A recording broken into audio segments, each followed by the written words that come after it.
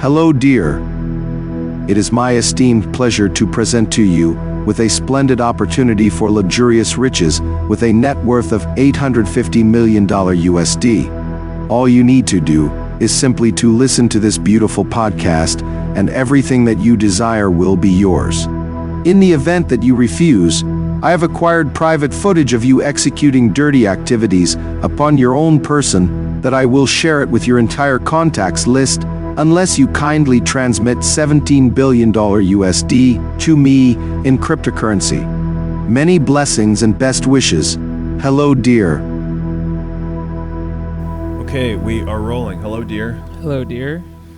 How you feeling today, Charles? I feel okay. Yeah, enjoying. It's not raining. That is nice. Is it eclipse today? Oh, is that today? I don't know. I forget. I don't know if it's. Do you have any plans for the eclipse? I don't. I'm thinking because I saw one of my friends who lives in Texas. I guess where he lives in Dallas. Yeah.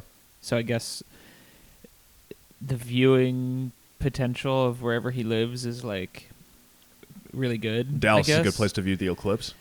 That's what it seems like, because he's nice. like, there's going to be a bunch of.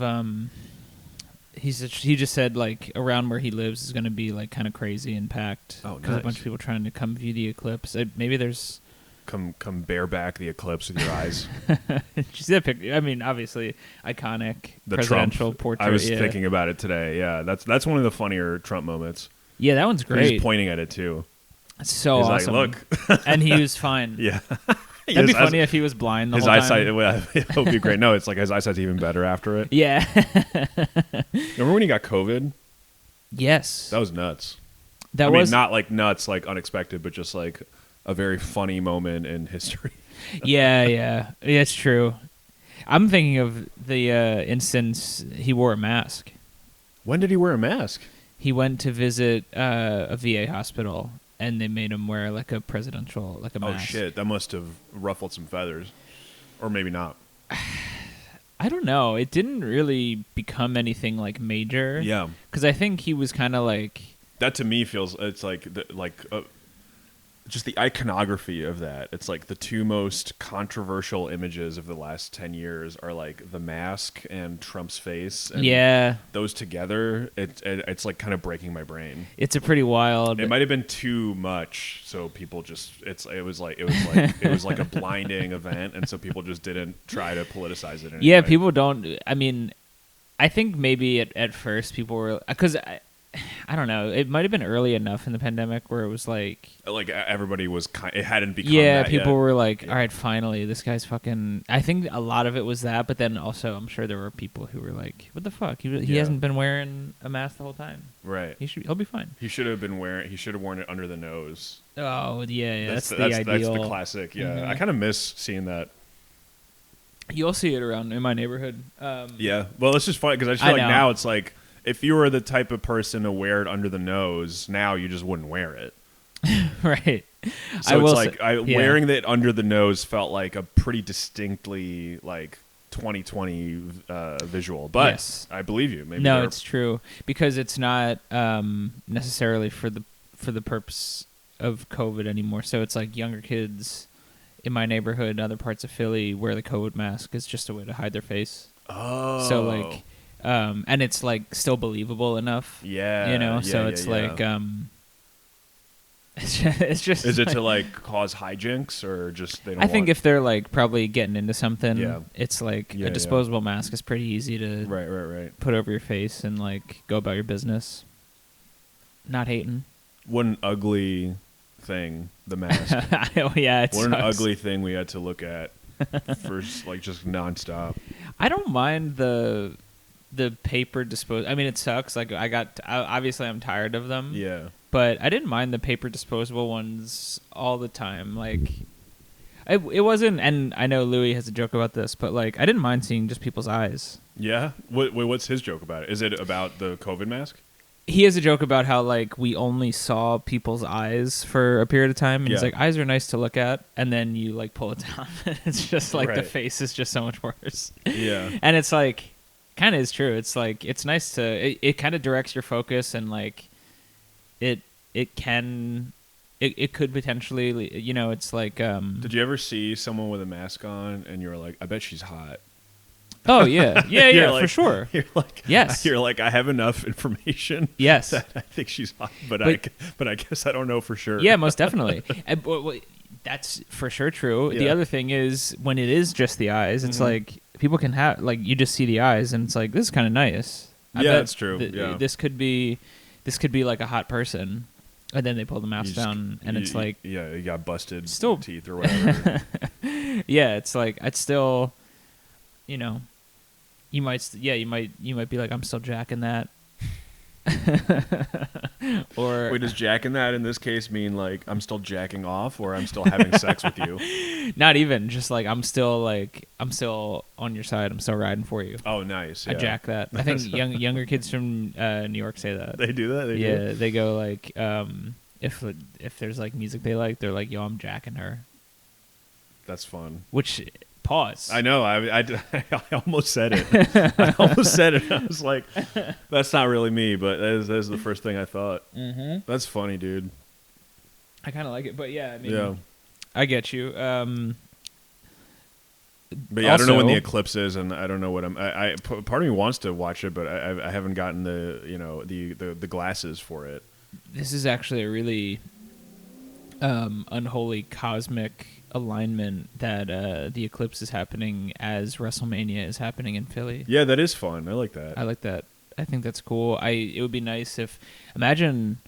Now this is just from my own creative director standpoint. I would like to do a match outside under the eclipse. Oh, yeah, beautiful. That's like Mayan. That's shit. haunting. Yeah. Whoa, that would be cool. I don't even know if this is like a solar or lunar eclipse. I think it's solar. I don't know what's covering what. True. Yeah. I haven't like read into it, and I'm also I haven't paid enough attention, or I haven't paid attention to the extent that I'm like, I don't even know if it's happening here, but it's like, of course it's happening here at some point. It's just that'd be funny if it didn't happen in certain cities. It's like, Jacksonville's not getting the eclipse. Yeah, you guys need all the sun you can get. Yeah. You notice we were talking off mic about that Maze and Cameron's show, and how their standard of heterosexuality is incredibly stringent, where it's like there's so much that they consider to be pause-worthy, you know, and like gay, and like the example that you said was like someone getting like flown out somewhere to do like to work, and it's like, oh, you're getting flown out, huh? And it's like, but anyway, I was thinking that I've thought of this has made me laugh before, thinking about that like a planetary object orbiting another one is like, yo, pause. Dude, you're orbiting, like, dude, you're constantly like rotating around that other planetary body, like that is sus. What are you doing? Get off my jock. Yeah, exactly. Yeah. Stop dick riding, dude. Try to make it in space on your own. Yo, actually, that's like we can get to it later, but that's a word actually. Oh, sick. Yeah. Isn't that a new word? I'll just mention it. We can come back to it. But isn't glazing a new word? Dude, I can't. I don't know, but okay. I can't. I'm gonna write it down. Yeah, no, please do.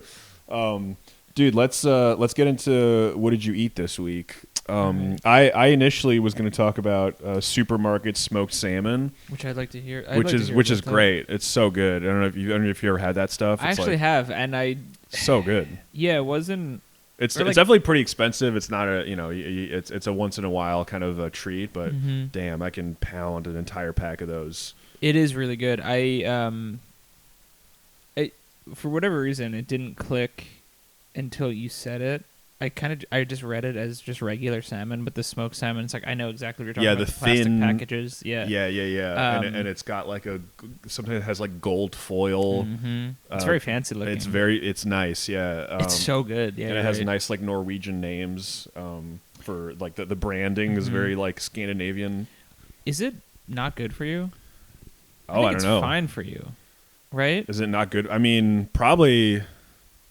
In excess. Yeah, in excess, it's not good for you. But But it's just like whatever. Anything. yeah, I feel like But salmon's a. I don't think there is. I mean, I'm thinking out loud. I'm not like asking. Yeah. From a reference. I'm just like, I mean, what it's smoked is like a process. It's not really adding anything, right?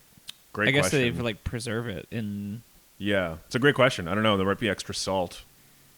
I don't pay too much attention to the things that I put in my body, honestly. Maybe there's extra salt, but that's okay.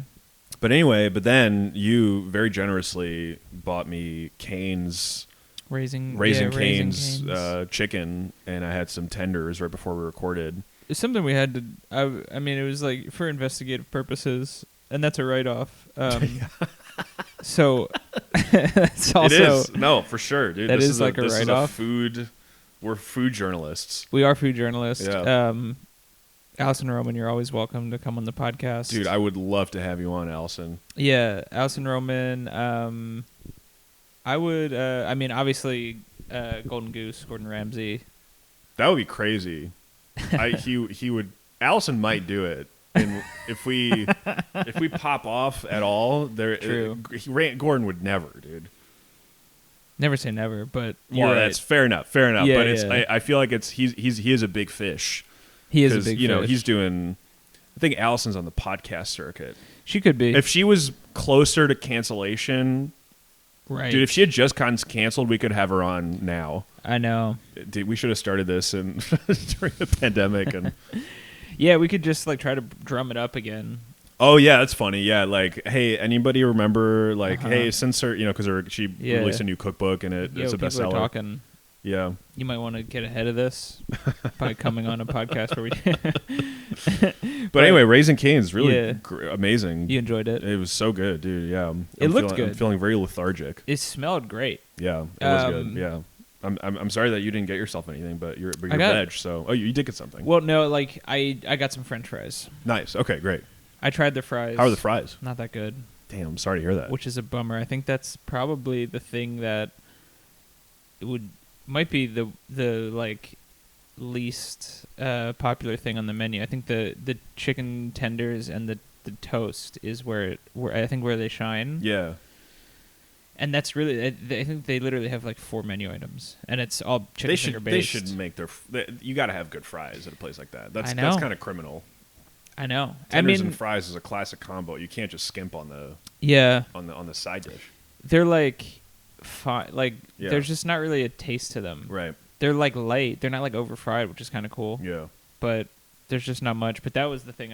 That's the thing I was talking about. I was like, I'm gonna. This is Raising Cane centric. I'd never been into one, so I wanted to go in. Yeah. I wanted to experience it. It's like a good vibe. Is it the one in University City? Mm-hmm. Yeah. Did you see a lot of college students? Doxed. What's up? Doxed. Yeah. But yes, it is. Yeah, it's like Can I think you dox a public business? I think. Yeah, I think it's mostly college students, but it's popular, man. It's like all hours of the day. It's just like that's nice. It's popular, but they also have like a pretty good vibe. Like there is like I mean, I think they're just really popular. So it's like they have a lot of money to throw around. The restaurant has some flair on the walls. Sometimes it's geographically specific, so it's like there's some pen, some flyer stuff. Right. Which is nice. They play like pop country, like country pop, like newer country. Yeah. So it's like it's kind of like that. I like the staff. It's nice. You know what the best decoration is for any kind of fast food adjacent business? Is pictures of famous people on the wall with the owner of the establishment. Yeah. I mean, that's not fast food. Doesn't do that really. That's more like diner, like pizza place. But it's good. It's good. Yeah, it's always really good. It's always like Kevin Corrigan, just like random character acters, dudes that had like a 3-episode arc on The Sopranos or something. Yeah, it is true. Yeah. They do. I like that, and it's like they're going for volume, not not particular. Like it's quantity over For sure. quality. Oh yeah, they just want to. But it's nice. It's like, you know. I think it's awesome because it's Yeah. like you come in, get a picture taken. I actually do enjoy that as like a decoration. No, I love it. It makes me Um, happy. And the employees and that are taking pictures, they're stoked. It's nice. Yeah. Mid handshake. Mid handshake's nice too. It is nice. Yeah.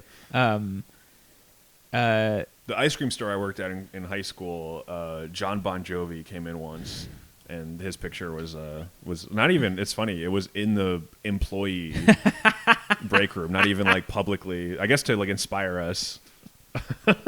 Someday you could be a part owner of the Philadelphia Soul, which is why he was there, because you own that. What's like the second tier at like a football franchise? it was the Arena Football League. Yeah, that's what it was. Yeah. There was a period of time in my life where I like not like me only, but like my mom, my uncle, my aunt, like we had season tickets to the Philadelphia Soul. Oh, nice. Because literally season tickets, like when they first started, were Yeah, I like bet they were. $80. Yeah. So like we were like, yeah, awesome. That's great.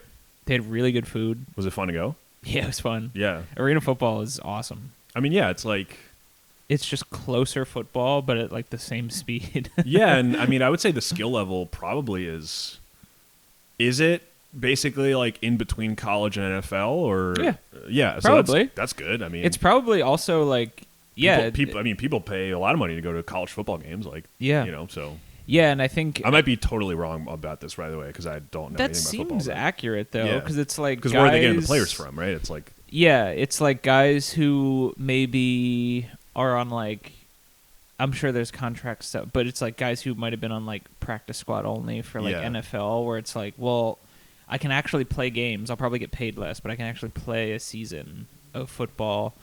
So I think it might be like that for arena football players. It's like not around anymore. The XFL is right. Didn't they bring it back for a second? the XFL is back. That is back for good. I Like, don't know where it is. I just remember walking into a bar pretty recently, and they Yeah. were like airing it. Oh, cool. So it's like viewable. Yeah, The Rock Yeah. owns XFL. Oh, nice. Dwayne Johnson. Wait, he owns He the like whole. yeah, I guess Wow. I mean maybe part owner, Yeah, but yeah, like yeah. he's kind of the guy who brought it back. Nice, yeah. Nice. Yeah. I'm like And the XFL is just what, like football with more extreme gameplay, less rules. Like, there's what's the different rules. Okay. I I guess because it does XFL means extreme football league, right? I actually don't know. Yeah. Um Maybe I'm mixing that up with like a video game that I forget what it was called, but it was like a football video game where it was much more violent than Madden. it's probably NFL Blitz. Yes, that's what it was. Yeah, I think I'm Yeah. confusing with NFL Blitz. NFL Blitz was high octane. Yeah, it really was. I It's that's like kind of- Mario Kart mixed Yeah, yeah. NFL Blitz is so fun. with. Yeah, It's it was really fun. hard too. I mean, like it is kind of hard. It was an N64 game, I think. Yeah. But so XFL, the one thing I remember, at least when it initially started, this is not the Rock's version, but like the first iteration of it, there wasn't a kickoff, and it was like to compete for who got the first possession. Mhm. They put a ball at center field, Oh, and just everyone. and then they just had two people from either team run towards it. Whoever Ooh. got it first. Oh, I like that. Yeah, it was a cool, like, really That's- exciting. Doesn't rugby have a version of that? It's like a scrum or something like that, and it's just like the ball falls in the middle, and then everyone runs to get it. It sounds right. I've heard that term. I just Yeah. don't know what that is. But yeah.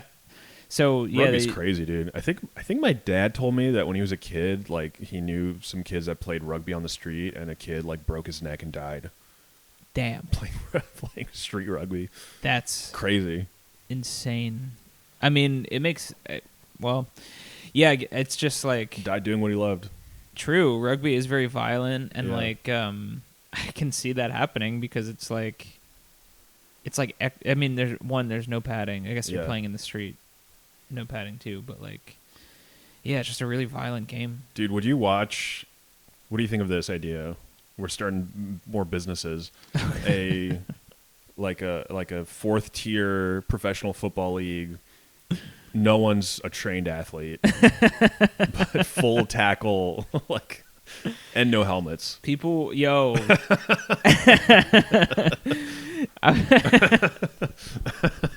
And it was just like, I mean, okay, one. And you're not allowed to condition if you're too in shape. It's like you get fined. Okay, I would like to cut this out because I think this is like potentially worth billions. Because, dude, people would run to watch that. People would run to like enter. It would be dudes who were like, "I love football." Yeah. The rest of these people are pussies. You could get some. I guess there would have to be like a draft and everything, but this is a diabolical scheme. And it's like, and open to sponsorships and stuff. It's like you can commercialize this as much as you want, and like there would be like, I think there would be a celebrity to emerge from it. Oh, for sure. Yeah, I mean, it would. Speaking of WrestleMania, it would turn into something like that. Yeah, but with real harm. Yeah, it would be like much more violent, and we'd constantly be in like litigation. It's like backyard wrestling or something. Yeah, it's like kind of illegal, but people would love that shit. I think a few more years they might just let that be on TV. Holy shit, dude! That'd be so fun. That's a great idea. I know. I'm feeling ready to build right now, man. It's true. Do you want to talk about anything that you ate this week? Oh, well, I had something about fries. Yeah. I just want to shout out a Philly comic named Lump.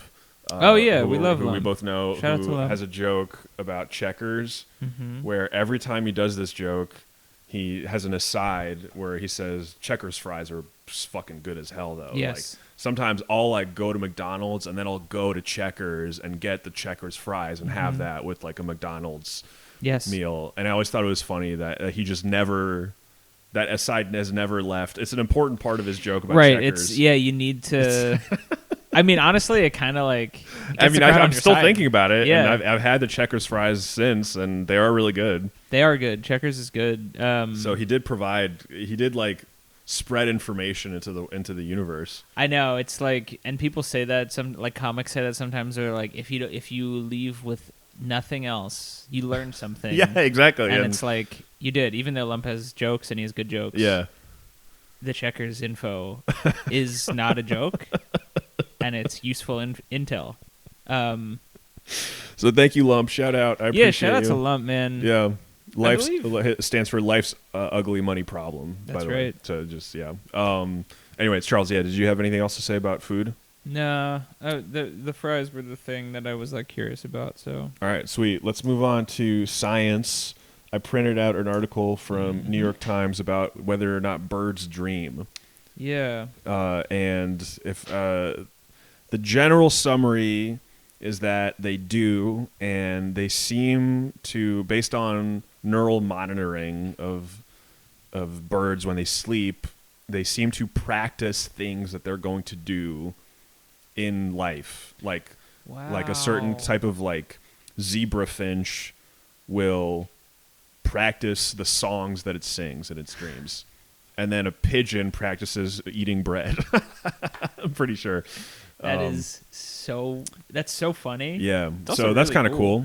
It's really cool. And then apparently there are some birds that will do like a 8-day uninterrupted flight, and they'll sleep during it while flying. Yeah, which is crazy. That's even funnier. Yeah. just autopilot. Yeah, dude, that's just like, it's like, I mean, this is a hacky phrase now, but it's like, they're just like me for real. It's like, dude, yeah, I fucking sleep on planes all the time. That's crazy to be like en route somewhere. They're dreaming about like The Equalizer or something like a shitty movie they would watch on a plane. I know. I was like curious about. It makes sense that it's just based on their activities. I was like curious if I was curious about how much they retain, like when they're just out and about looking, especially birds that are like in cities and shit.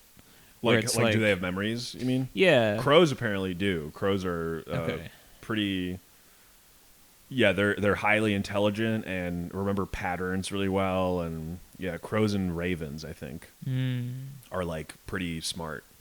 Damn, so it's possible they could like be dreaming about They're scheming. Yeah, they could have like a dream that's like kind of close to ours. Yeah, totally.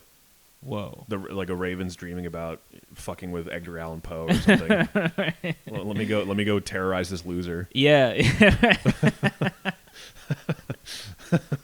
Let me go tap on this pedophile's window.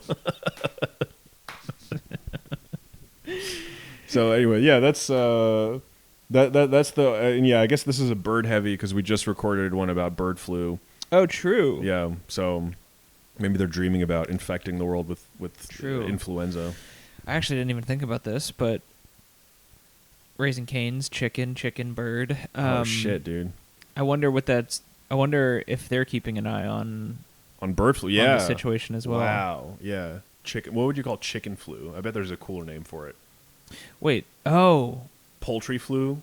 No, that doesn't sound very good. Fowl flu? Ooh, that's gross. Yeah, that's pretty gross. Foul, but foul is accurate. Influenza. There it is. Yeah. Influenza. If anybody needs me to brand the new pandemic, the brandemic. That'd be sick if. That's a good name for like a PR firm, brandemic. That's. I mean, it is a a good good one. Go fucking viral, dude. It's a good one, but it's a horrible one. You know what I mean? It's like it's like you go into their offices and it's like it's very. Yeah, who do you see when you walk into Brandemic's? Like, who's the like receptionist? Paint a picture for me. Okay, hang on. Brandemic with a Q, also. Well, that's different. I feel like okay. Brandemic with a Q is like more scientific and it's like a quiet. Yeah, you're right. Yeah. Brandemic with a Q is in like an office park somewhere. Yeah, dude, totally. Brandemic with a C at the end is New York City. Yeah. Agency. They got like. What neighborhood in New York City you think? Like meatpacking. Okay. Or something. I like that. Like Chelsea-ish. Yeah. Downtown. Yeah, something around there. Does that sound right? That sounds right to me, yeah. Yeah, and then like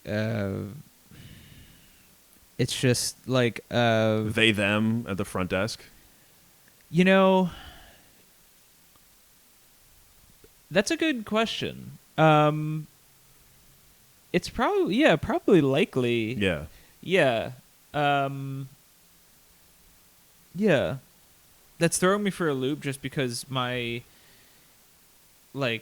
if I'm envisioning a character, yeah, it's just my own bias based on like my gender. So I'm just like, I'm not that I'm thinking like the principals of Brandemic are two men who look like they work in finance. Oh yeah, no, the C-suite's male. That's for sure. Yeah, okay, but for sure the C-suite's male, but they them. Yeah, you're right. Yeah, they them would be.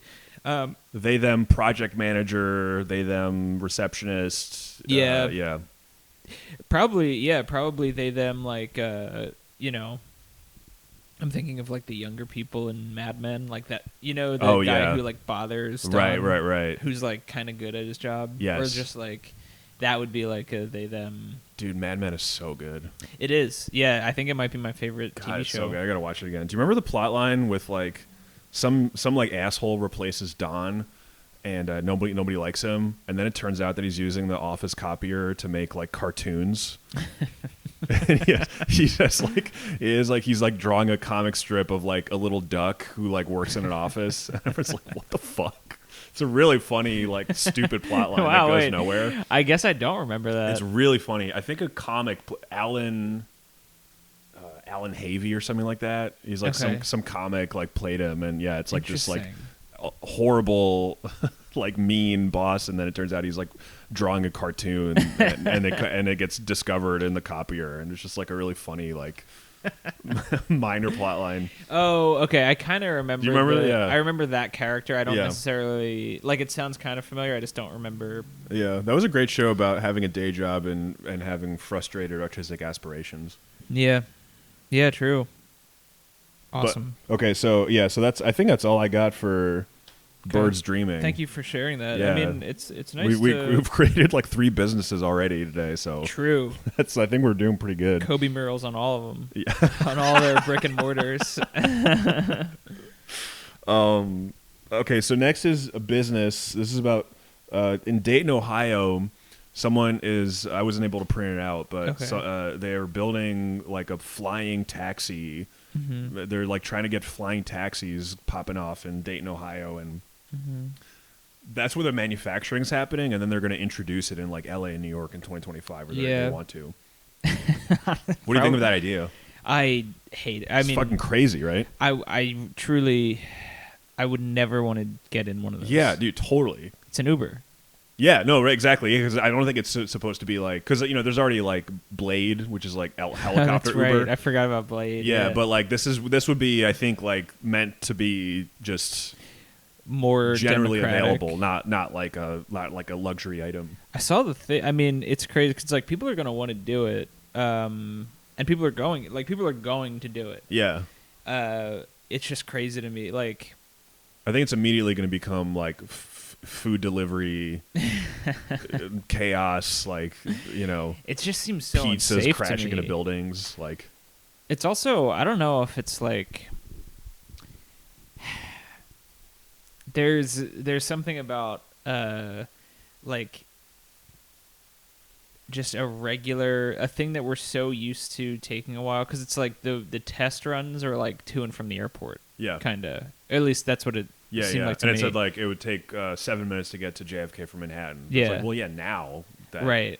that's the only thing happening. But can Mhm. you imagine like fully operational, and like you'd have to have like air traffic control Yes, just in cities. that's like, the thing. Yeah, yeah. so it's like, yeah, you just need that for the air, because Yeah. it's like that's. I feel like that's one complication. The other thing, just in terms of like condensing just daily life, like it just takes me a while to get to the airport. Right. Like just a regular thing that we're so used to. Yes. Now is 7 minutes. I would imagine most other things that we do that take a little bit longer are gonna would be short. Yeah, Well, yeah. So I mean, it's that just, sounds good though, right? Or do you think there's a downside to that? no, I guess it's good. I mean, I guess I'm like indifferent. It's just interesting. Yeah. Like pretty major change. Like just a lot of stuff that we kind of put up with now is just going to be much, much shorter. Yeah, but I guess I don't think it's going to be that much shorter. I think there will then be additional like there will be congestion in the air. Yeah, true. And yeah, so there's just then- going to be traffic. Yeah. Eventually. And also it's like you probably, I don't know, man. There's a whole, it just doesn't sound like it would work to me. Yeah, It's like, it sounds like someone watched the Jetsons Yeah. when they were a kid, and they were like, "This is the future." And I know. that's the big thing. People are like, "Why don't we have flying cars like Right. we're supposed to?" And I guess I don't know. I don't know if flying cars would be good. Yeah, it's like, I don't know. There's it just feels like there's too much built into the process of flying that kind of makes it not supposed to be a convenient, like, I'm just going to hop in and go. Yeah. Like, there's like, I'm just thinking of like security and yeah. how do you Just- vet like a pilot? That's a pilot. Right. You know, it's like, who does that? No, totally. Yeah. I mean, yeah. Or it's like it's supposed to be a pilot, not some stressed out like gig Yes. worker. Yeah, just a dude who stayed up all night. Yeah. Like, yeah, I usually do the early morning. Yeah.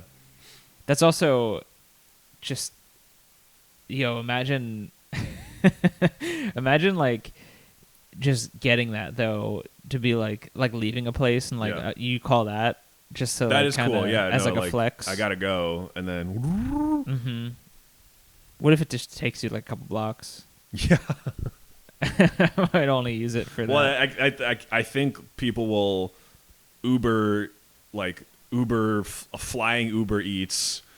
Like Yeah. they'll be like they'll like flying Uber Eats like a sandwich from the deli that's like 2 blocks away, and the flying contraption will fly like groceries over to like a lazy person, Yeah. and then it'll be that's going to be most of it, and so True. there's It's just like, going to be I guess to me it seems like there's going to be just a lot. If this actually happens, it will clutter our cities more than it will Yeah, imagine, because free it's up like space. But maybe not. Maybe it will free up the roads.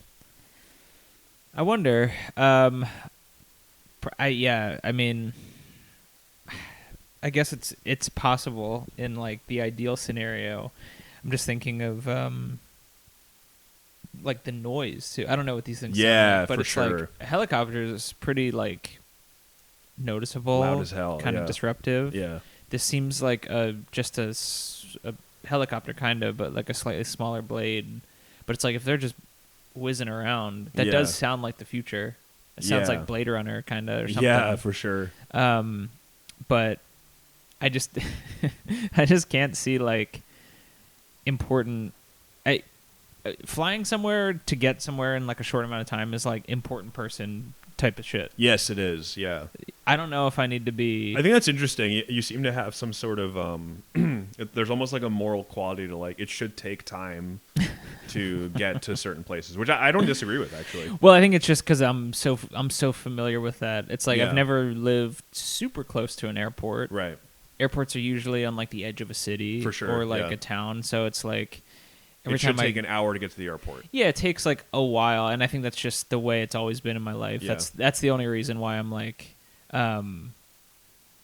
what is the effect of that? Because it's like, I'm thinking of like that being shorter, meaning that I would have more time to do what, Right. and it's like kind of the same thing of like when. Now I don't necessarily believe that AI is going to take like everyone's job, but it's like if it does replace jobs and people like can't get a job, they're going to be out of work. It's like it's giving individuals more time to themselves, kind of, and I perhaps that could be a good Could thing. be good. I think that could be a good thing, but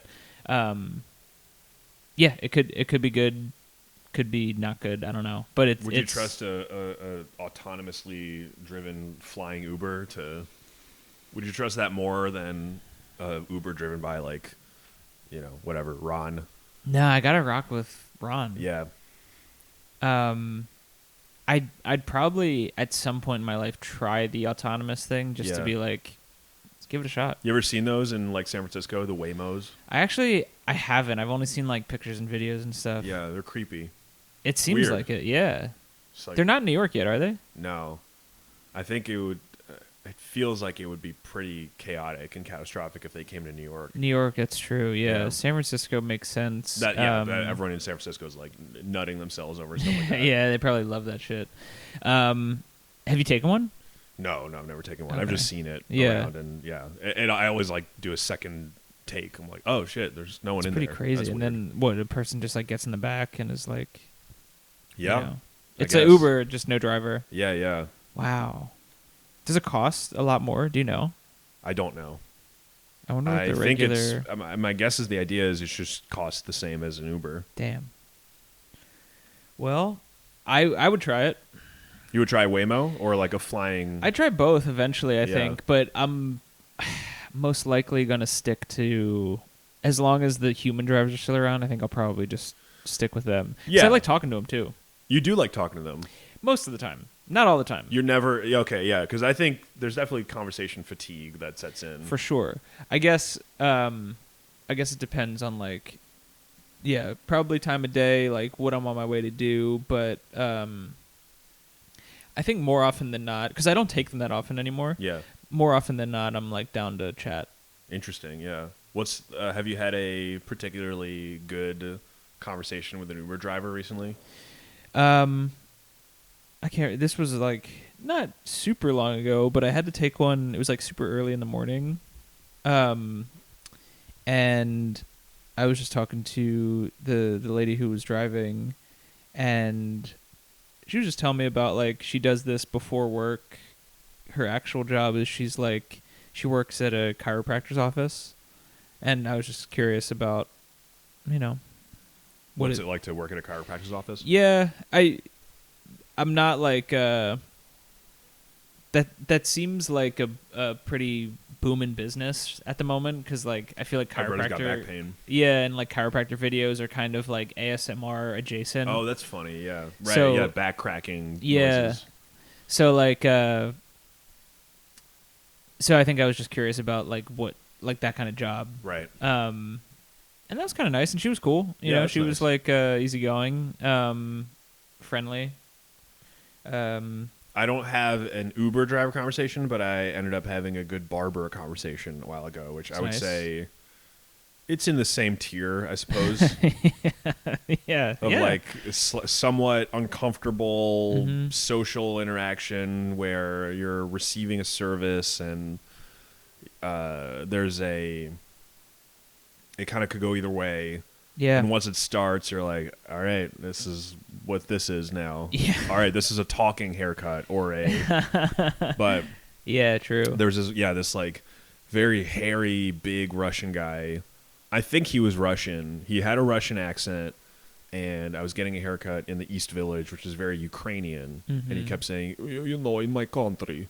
Wow. And I was kind of thinking like, oh, I wonder if he's like, because he kept saying in my country, like Mhm. not saying the name of it, and I was like, I'm curious if he is kind of like saying that instead of totally- saying Russia because he doesn't wanna, yes. Yeah. you know, Yeah. yeah. But anyway, he told me that he repairs clocks, Whoa. like that's- fucking grandfather clocks and Wow. stuff, and he showed me like on his phone his collect, and he was like, yes, I fix his cuckoo clock, and he showed me like a elaborate cuckoo clock that he That's had. really cool. It was cool, yeah, and he told me about the first time he repaired one when he was a kid. His uncle had a timepiece that was old and you know he like was never supposed to touch it, and then he did, and then he broke it, and then it was like you better fix Whoa. it before your uncle comes home, and so then he took it apart, and it was missing a piece, and he figured out what the piece was, and he traced the piece on a piece of paper to get its shape down, and then he cut a coin into that shape that he had traced on a piece of paper. Wow. And then put the coin in, and it worked.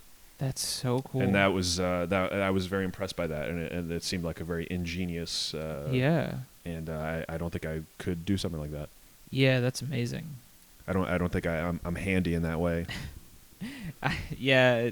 It's so. I have a shelf I put up in my bathroom, a year ago, and it just sucks. It's not secure at all.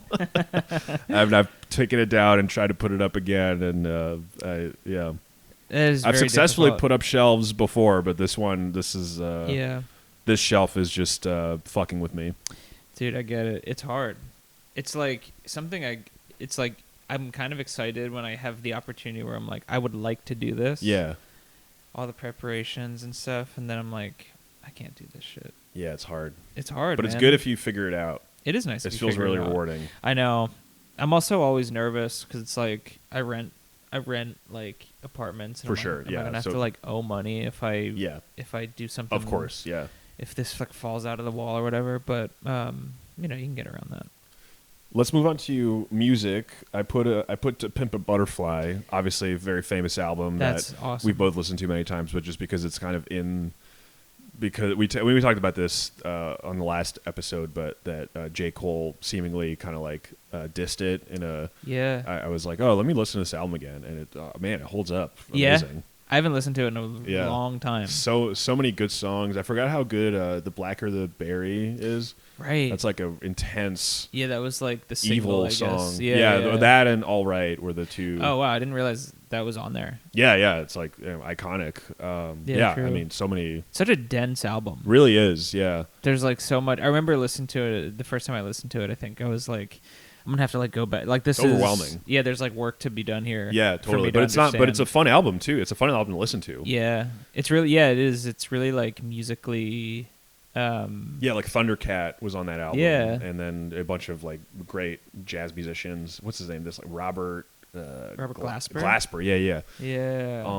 And That's so then I cool. was that song If These Walls Could Talk, and Oh, yeah. like I was just remembering like what happens in it, and where it's about him sleeping with the girlfriend of a gang member who killed his cousin, Whoa. and it's like the whole thing is basically him like fucking this girl to like get back at that dude, Wow. and then the last verse is like him like talking to the guy in jail and being like, yeah, you're in prison and you're a fucking loser, and I'm having sex with your girlfriend and I'm famous.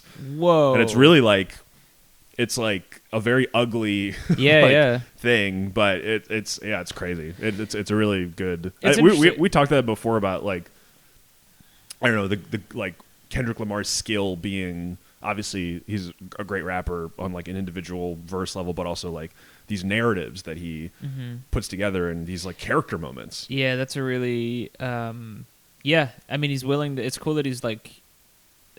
You're right. That is like an ugly, and it's not. It feels like more complicated than just bragging about it. No, it's could be because the next song, I believe the next song after it is the song where he talks about like wanting to kill himself. Yeah. So it's like he reveals this like incredible ugliness about this vindictive thing that he did that's rooted in this, you know, horrible thing that happened to him. And then the next song is like, I want to kill myself. Crazy. Yeah.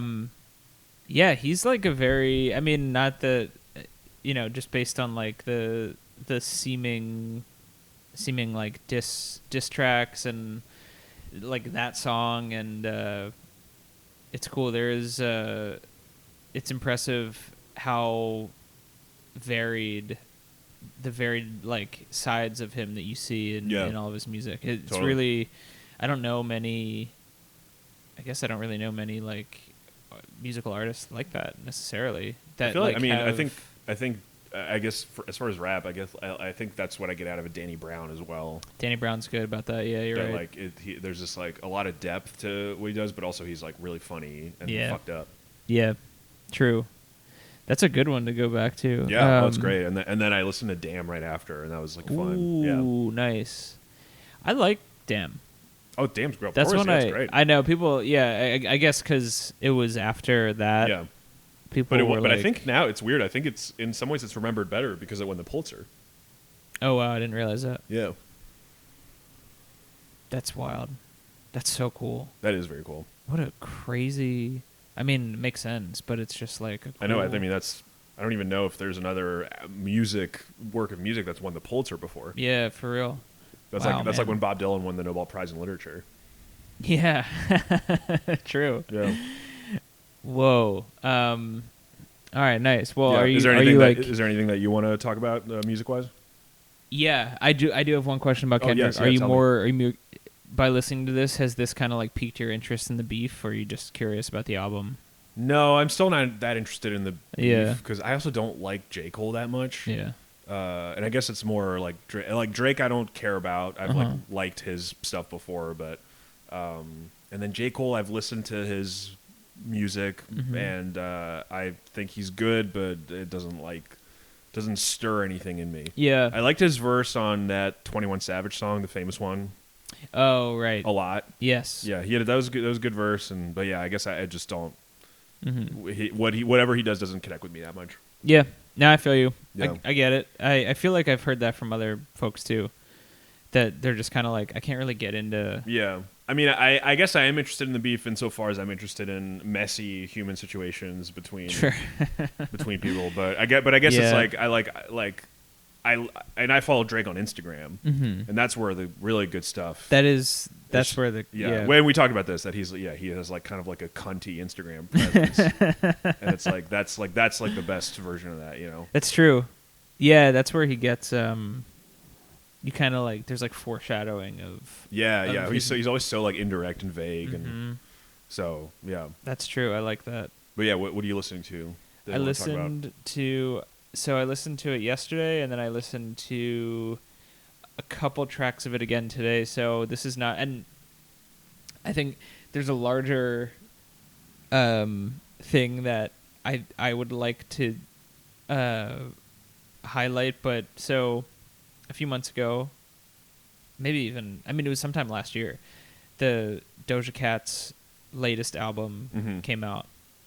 I think it's called Scarlet, and just yesterday, like another version came out that has like 7 new tracks on it. Oh, okay. And I listened to that, and it's good. Yeah, you like her? Yeah, I like. It's cool because the last album that she made it's just pop, you know, like, and this is like a rap album, and she's like a pretty good rapper. Yeah, she's very talented. Yeah, And yeah, I kind of like her because she's like. Remember that song "Moo"? Like her like viral.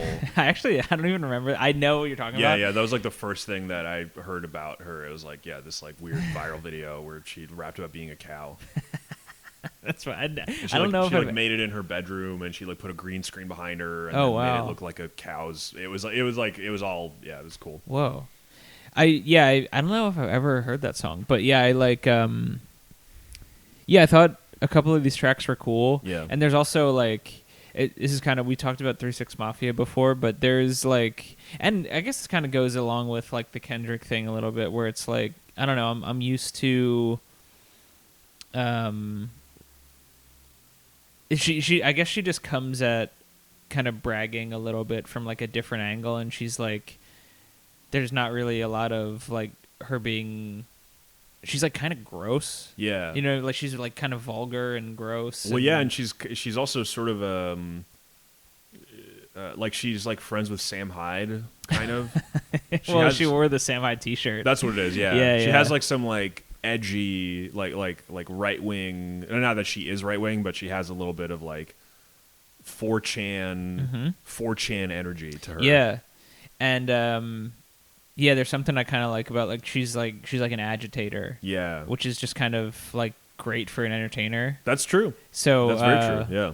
But it's also unique in the sense that Yeah. it's like she's a massive star, Yeah. like kind of worldwide, that has probably like just in terms of the stuff that she watches, it seems like, and like the comedy that she consumes and all that shit, it seems like Yeah, because she's pretty young, right? She's like in her Yeah. like mid-20s. probably So it's like she was like heavy online.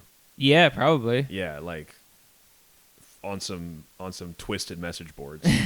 Well, yes, Yeah. it's true. Yeah, she has a cool song called "Piss" that I thought was, it's like a cool Sure. it's a cool rap song. It's about piss, presumably. No, it's about how I guess she has like, you know, I guess there's a particular kind of diamond that's yellow. So she's like, Oh. these look like piss, Wow. which is just a kind of gross, but Yeah. also like a cool flex. Yeah, weird. And That's so funny. Yeah, that's a very weird brag. Yeah, It's like gold adjacent, but it's not gold, it's piss. yeah. It's a really cool. It's like, it's kind of perverse. Yeah. She's like, there's like a villain quality about Right. about that. You which like I villain rap, kind of. I feel like. Yeah, I think I kind of do. It's like, I get that because it's you want to listen to music that's transgressive and I think so, and it's pushes your also buttons and yeah, and I think there's also like an element of like, I think elsewhere on this album she kind of talks about how like, you know, she's kind of just like, I'm just trying to get famous, like fuck, you know, like Yeah. you know, in so many words, it's kind of like fuck all you guys. Sure. I just want to be famous. I am famous. Right. I'm gonna be a superstar, and it's like that's very like shadow self. yeah, And for sure. It's kind of just like I guess it's like entertaining to listen to people like really own that yeah. in music. It's also kind of complex. Is there 'cause anything it's you like, is there anything you relate? Is there anything in that point of view that you relate to?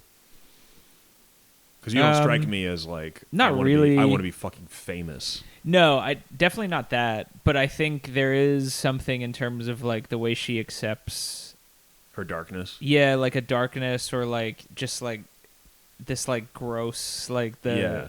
you know the piss thing or I forget some of the other yeah there's it's very like, I guess I kind of a little bit, but yeah, definitely not like the I'm just trying to be famous or whatever. Right. But you enjoy the embracing of someone's own darkness. a little bit, or just like these qualities, like Yeah. making a song about, because it's like they are very like strong emotions. I mean, seemingly for these people, it's like, or she at least was like kind of digging a little bit, Yeah. in it being like introspective a little, and then it came out as like this. I just think it's cool, Yeah. and it's kind of funny. She's Right. like fun. I think she's funny. Yeah, no, she is funny for sure. So yeah, that's what That's sick. Yeah, it was cool. The thing I wanted to say though is, okay, so this I guess technically counts as a deluxe edition of an album. Are you familiar with that concept? Oh, I mean, yes, I think so. I mean, like it's just extra tracks and Yeah. Maybe it's remastered, whatever. Yes, which ideally that's the best version of it. Yeah. And that tends to be, it's just the thing I've noticed now where, especially rap albums, there's an album comes out a couple weeks to a month later, the deluxe version, it's got like a couple more tracks. Oh, that's funny. Yeah, that's And such a it's- short turnaround for the deluxe version. Yeah, and maybe it's a little bit longer. I don't really keep track. It's just like something I notice, and it's like clearly done to. There's some sort of gaming going on in terms Yeah. of like a streaming or like boosting sales or Right. whatever. Well, they it's count. funny because like how are they gaming? Because it's because album sales aren't anything anymore.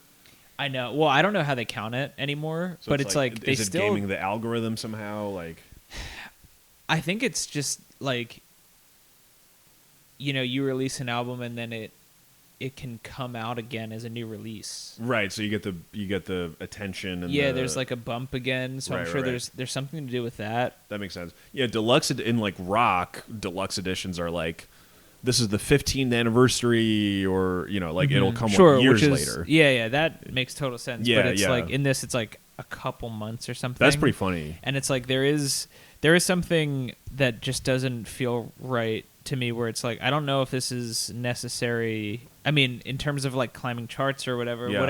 I don't know the music business at all. Yeah, I'm kind of annoyed at this. This is different, but Taylor Swift's whole like Taylor's version. Oh, you don't thing. like that?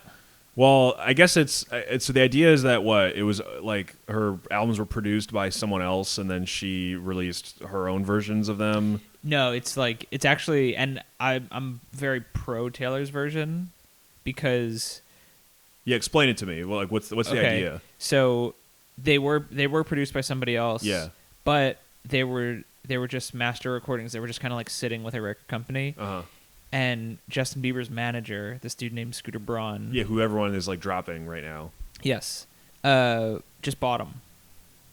It just, I mean, probably a good business move. Yeah. Because it's like they'll make him a ton of money. Right. But now he owns them and he's refusing to sell them back to Taylor Swift. Ah, okay. So Taylor Swift and is she like re-recorded them? Yeah, and she's Okay. like, I'm just gonna re-record these albums and make them, and it's like I'm pro that because I think that's like just a dick move. Yeah, to no, be I mean, like- I get that. It's taking ownership of your catalog and all that. Yeah, I mean, I guess, yeah, I see why. But okay, but then the Eras tour, yeah. it's like she's branding that as Taylor's version too, and it's like, Oh, I wait, didn't know but that. but that's not that's just you now. That's not. Yeah, I actually didn't know that. I guess Taylor's version kind of became a catchphrase, so it's like, Yeah, it's like, kinda well, yeah, of course it's your version. You're the one who's doing it. yeah, that's annoying. Yeah, I agree with that. it's like Taylor's breakfast, Taylor's version. No, I I agree. It's like gratuitous at this Yeah. point. I think for the albums, I'm like, all right, that's cool. No, yeah, as Like- as an artistic move for albums that like you didn't have, whatever. Yeah, I get that, but then now just using it for everything she does. That is annoying. It's like, yeah, of course it's your version. You're very powerful and famous. Yeah, Like, it's superfluous now. Yeah, right, It's- exactly. It's I don't know where. I feel like I've seen the Eras tour advertised on like my Roku home screen or whatever, probably and it's like the Eras tour Taylor's version. Taylor Swift by Taylor Swift. I know. Yeah, exactly. It's just it never ends. Yeah, that's that I don't really care about. Like that's like annoying, and it's Yeah. like I don't think you need to do that. I get it. It's your tour. Yeah. I wasn't confused. Like Right. no one else owns this. I don't think. Yeah, I don't think exactly. you need to clarify for us. You're the You know, only it'd be funny. person. We haven't even released this podcast at all, but it'd be funny if just us talking about this. We both got doxxed by like 14-year-old girls. Like I go back to my mom's house and it's on fire. It's like, holy crap, you guys work fast. They do, yeah, they Yeah. work fast. I think, honestly, the Taylor's, I don't know if she has I guess Swifties is the thing. Yeah. I wonder if they could take on the Beehive. Dude. Wow. Who would, man. That might be the first matchup for our football league. That's fucking... Dude, the Bayhive versus the Swifties. I think the Bayhive wins. I think they're willing to kill. Yes, and they would have they would have cultural support behind them, I think. That's true. Because I think people think Beyonce is more like virtuous than Taylor Swift. Well, no? I don't know anymore. Yeah, interesting. This is an interesting question, but yeah. Now, look, this is no disrespect. I like both of these artists. Yeah, truly like both of these artists. I think they make good music, but I think people got mad. I don't think people give a fuck really if you're a fan. Uh-huh. But last year, Beyonce performed in Saudi Arabia at like a gala, at like an opening of like a really fancy apartment complex or something. Yeah. And they were like... Has Taylor never performed in Saudi Arabia? I don't think so. She's performed in like Asia and stuff, but I don't know if she's ever gone to the Middle East. Maybe they just haven't asked. She's not getting booked. I have trouble believing that Taylor Swift would be like, I will not perform in Saudi Arabia. No, I'm with it. I think she might too. Yeah, because she's like, why wouldn't I make more money? When that fucking Line City opens? Oh, that would be sick. Oh, dude, it's like Beyonce on one end and Taylor Swift on another end. Goodness, yo, people be going crazy. Yeah. That might be worth all the nonsense that goes onto the line. Worth all the Bedouins. Yeah, like truly all the people, all the native people to that area being like buried under rubble. If there was an opening, I mean, they are going to have a banger opening thing. Of course, yeah. Damn, that's so funny, dude. Who do you think they're going to get? Say that again? It honestly might be Beyonce and Taylor Swift or something. Yeah, and Ronaldo, he's going to be there for sure. Yeah. If he's still playing for a Saudi Arabian team, it's like he has to, right? That's true. They might get Mbappe by that point. They've been trying to court Kylian Mbappe to play for. I think they're offering him like $1 billion 1-year deal or something. Holy shit! It's like because absolutely he's crazy. out. He's not going back to. Dude, I have no idea what's going on with his career at the moment. The last I was paying attention to it, he was like still on PSG, but was like thinking of leaving. He was sort of teasing Real Madrid, maybe going to go over there, but he didn't. And yeah, so I don't know. But just like a bunch of different teams want to pay him like a ton of money. And Saudi Arabia is like, we're going to pay you like ungodly, like a sinful, evil amount of money. It truly is like, it's a weird like. You're right. Like it's ungodly. It's just a crazy amount of money. Absolutely crazy, yeah. But anyway, yeah, so maybe they'll get Mbappe by that point. That would be awesome. Yeah. I mean, they put on a good show. Like, they know how to, like, make a good spectacle. They have so much money to spend. Totally, yeah. And honestly, that Beyonce concert looked good. Right. It was a good show. Yeah. She puts on a good show. She's a pro. So. Okay, but so for that reason, the virtuousness might be on Taylor's side.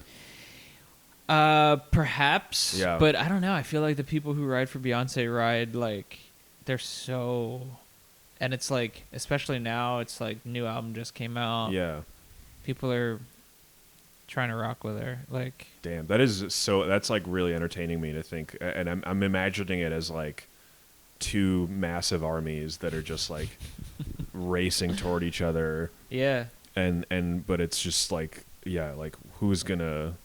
Neither of us are making it out alive of that one. That's for sure. We're going to die. Yeah, it's true. Who do you think gets nukes first? Wow. Beehive. I think Beehive has more money. Wow. Dude. Yeah. Oh, my God. That's mutually assured destruction for sure. If you... Yeah, who is... I mean... No, because Beyonce, if you count her and Jay-Z together as like one net worth, they're definitely richer than Taylor Swift, right? Yeah, because I think they're probably Jay-Z's definitely a billionaire, right? Beyonce's probably close. Yeah. Taylor Swift just became a billionaire. Oh yeah, late. Yeah. Well, the other thing is like her fan base, like Beyonce's fan base, is more like they kind of it covers I think it covers a larger like group of people I would just say so, probably yeah. she's been around a little bit longer. For sure, yeah. So she has Yeah, like, larger age demographic, Yeah. and I would probably a much larger racial demographic. yeah, I definitely. feel like Swifties are overwhelmingly pretty white, though she tours internationally. So Yeah, true. what do you think a Taylor Swift concert is like in like fucking Serbia? Like, does she perform places like that? Yeah, she actually. There's an interesting thing that happened like a couple months ago where I think it was in Taiwan. I could be mistaken on the country, but there was a country in Asia Yeah. that was like, "We'll pay you. Like, we're gonna pay you to do your tour here, Yeah. but you can't perform anywhere else in Asia." There was like Wow. a stipulation in the contract, and she did it. Interesting. So, but I bet it was like, I bet it was a really good concert. Like, Yeah. there is a weird. I wonder if it's definitely, it doesn't match the U.S. version. Yeah. Taylor's version, U.S. version. The U.S. Constitution, Taylor's version. I don't think it does. I'm just thinking of like, because like K-pop would be like, say like you saw K-pop in America, it's like I bet it's a good concert, but it's like it's nothing compared to seeing it in like dude. South Korea. Dude, have you seen the statue, the Gangnam Style statue? No. They made a statue to commemorate Gangnam Style, and it's like the Gangnam Style Yeah, hands. yeah. It's like sick. It's so sick. Dude, shout out Psy. That song Yeah, is... shout out Psy. He would be a good guest for the Lion City. Oh, dude, yeah, wow. Because I feel like he's still kind of like, it's like, oh, it's fun. He's here. Yeah. Dude, what I don't know, what's the B style? What's the B side to Gangnam Style? It's just like a sad ballad. I don't even... Yeah, true. Yeah. I don't know, man. Holy fuck, dude. It's like, shit, man, what a great entertainer. True. Dude, shout out South Korea. Yeah, shout out South Korea. Your cultural products are unbelievably good. It's true. We love you, South Korea. Have I told you my mildly problematic analogy, which is that South Korea is the Sweden of Asia? Okay. Very beautiful yeah, people. Yeah. And pop, elite pop craftsmanship. Yeah. And that's basically it. Okay. But those two, I think, are compelling to me. And it does seem like, I mean, I don't really know much about it, but it's like, it seems also like the country economically is doing really well at the moment. I see constantly like... When Squid Game came out, there was a story I read about that like a ton of people in Korea in South Korea are in like a lot of credit card debt. Oh, It was interesting. like there was like a personal debt crisis of sorts, but yes, as far as like economically, they're like a powerhouse. Yeah, and maybe it's like in terms of maybe the personal spending is like they're just willing to go into personal debt or whatever. Right. It just seems like it's like a commerce hotspot. Definitely, yeah. And the beauty industry is crazy. It's like it has I believe it has the highest concentration of plastic surgery in the world. Something like that. Yeah. It's like US has the most it's like US and Brazil have the most because we're just like huge countries. Yeah. But South Korea has an incredible like per capita. It's like a really high number of people sick. get plastic surgery. Damn. I wish they broke it down by body part. I think you can view If you have Palantir or whatever. what is that? That's like the evil like kind of all-seeing eye company that collects all this data. Oh, dude. Damn, dude. What if you could get Palantir on just like an individual basis? Can you like just use it for... I'd like to know more about the browsing habits of the barista at this. I forget what exactly they do, but it just every time I've read about it, it just feels Westworldy to me. Yeah. But let me just say, shout out to Alex Karp, CEO of Palantir. I fuck with you. And Yeah, you do? I don't mean any disrespect. Oh, that's true. Yeah. I hope you're enjoying my data. Yeah. I hope it's providing you with many lucrative opportunities. Let's move on to what are we reading? Wait, yeah. Wait, yeah. No, what you got? What you got? That's very hello dear email. It's like I hope my data is providing you very very many lucrative opportunities. I might start signing off on shout out Google. I hope you're enjoying my data and That's it's nice, giving actually. you many blessings. And Yeah. okay, so you wrote Juliana Lady. How do you pronounce that? I don't know how to pronounce it. But it's a book called My Good Friend. Tell me about this book. It's actually not even a book. It's like a short story that was maybe it was in the Paris Review or something, like year or two ago. And I just read it recently. It's like one of those situations where they just like unlock shit. Yeah. I don't have a subscription, but Right. Not from the US. It's like a translated. Got it. But it's just like a neat little story of like this woman is like writing about how excited she is to see her friend for lunch, and it was like a thing they did for a while, and then she like alludes to like, oh, I couldn't see him for a while, and it's like doesn't really give information, and then as the story goes on, it's like his kids don't like me, they don't want us to see each other, and then it's like he fell or something. So it's like older people, and there's some sort of like tension in terms of like them not seeing one another, and then they eventually do get to like have lunch together, and it's just a nice, very pure, simple description of like just, I mean, two friends like having lunch together and like really enjoying. Does the tension of why they can't see each other pay off in some way, or is it just like? I'm honestly not finished it. So okay. I don't know. It's like I've been reading it like here and there, and nice. it was just like another thing. Yeah. But it kind of, it's like, I think what happened in the story is like the narrator's friend fell somehow in his house. His kids came to take care of him, and like for that time it was like, oh, I couldn't see him because his kids like don't want me around him. Yeah. And then his kids left because now he's like now recovered. He's okay. So he's like, oh, you can come back. We can have lunch again. But is it set in what country is it set in? I would imagine just the country that this person like, or you know, not America. I just don't know where. I just want to know what kind of lunch they're having. Oh, there is a description of like the dessert. Yeah. That they have, and it's like I don't even remember what it was actually, but it's like the dessert sounded very excessive for like a lunch. Yeah, dude. You know, having so dessert for lunch is nuts. But it's also there's also kind of something like that is excessive. Dude, that's a maze. Like, oh, y'all had dessert, huh? Oh, well, yes, dude, yes. I fully.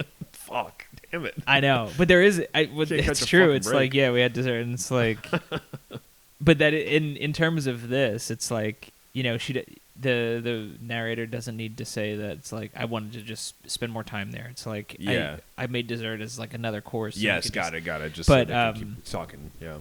But yeah, it's true. It's like that's a little eyeball emoji. Yeah. Oh, y'all had souffle, huh? Yeah. Oh, creme brulee, huh? All right. That is like, yeah, when you like that's actually a good opportunity to fuck with someone when it's like, oh, I went out to lunch with my friends. Like, where'd you guys go? Yeah. It's like there was a period of time when our friend Matt McCusker, I feel like we probably would have got shit for this if people found out. But he was on the carnivore diet, and we were like just right by a Fogo de Chao, which is this fancy steakhouse. Dude, you guys went to Fogo de Chao for lunch? It like days in a row. That's crazy. It was like, dude, that's such an intense fucking restaurant.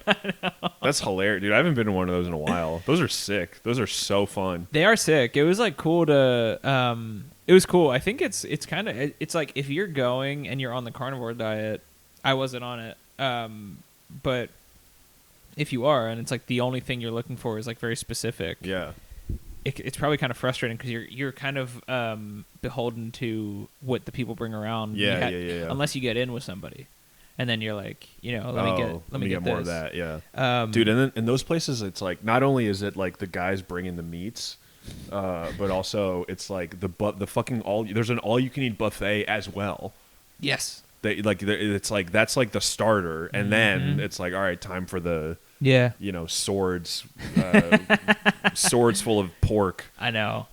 Everything looked so good too. For lunch. That's crazy, dude. I know, but that was the only thing we like ate. We were just like go there. That's beautiful, man. Yeah, it was cool. Yeah. But I feel like it's like, oh, we went out to lunch. It's like, where do you guys go? Fogo Chow. It's like, yo, what? What were you guys up to? Dude, even going out to lunch, two dudes going out to lunch, like, ooh, y'all went out to lunch, okay? we're becoming fried by this. I know. There's just nothing. That's what I mean, though. There's like nothing you can do that can't be. Yeah, that's true. Subjected to that kind of scrutiny, which is also like, there's something really funny about that. No, I know. I like that a lot. It's very funny. Creative about finding new ways to accuse someone of being sus. And like potentially homosexual. It's like, ooh, you sleep on your side, huh? Like there's just no, yeah. It's like you have to have like all holes of your mouth completely like closed for access, and all holes in your body closed for access. And yeah, literally, I sleep in just sleep like a fucking like a board. Just I sleep in like a biker jacket and boots. Yeah, your Timbs. I sleep in Timbs. That's awesome, dude. Yeah. Well, that's great. My book is I'm not reading this now, but I read it a while ago, and it's one of my favorite novels, I think. Hermann Hesse, Narcissus and Goldmund. It is about speaking of things being sus, it's quite a homoerotic novel. Nice. It's about these two Catholic monks in the Middle Ages in Germany. One of them, Narcissus, is lives a pure life of the spirit and the mind, and is completely locked in with God and contemplation. And Goldmund is his student, and Goldmund has a lot of talent, but it's very clear that he is meant to live a life of the senses. Wow. And he's not meant to be a secluded religious thinker. He's meant to go out into the world and experience it. Whoa. So Goldmund leaves and just goes out into the countryside, is like homeless, sleeps in the forest. The whole book is him like walking into a village, fucking some dude's wife. The dude gets mad at him. He runs away. Then he like goes to like a castle and he like fucks the count's daughter. It's just like full of that.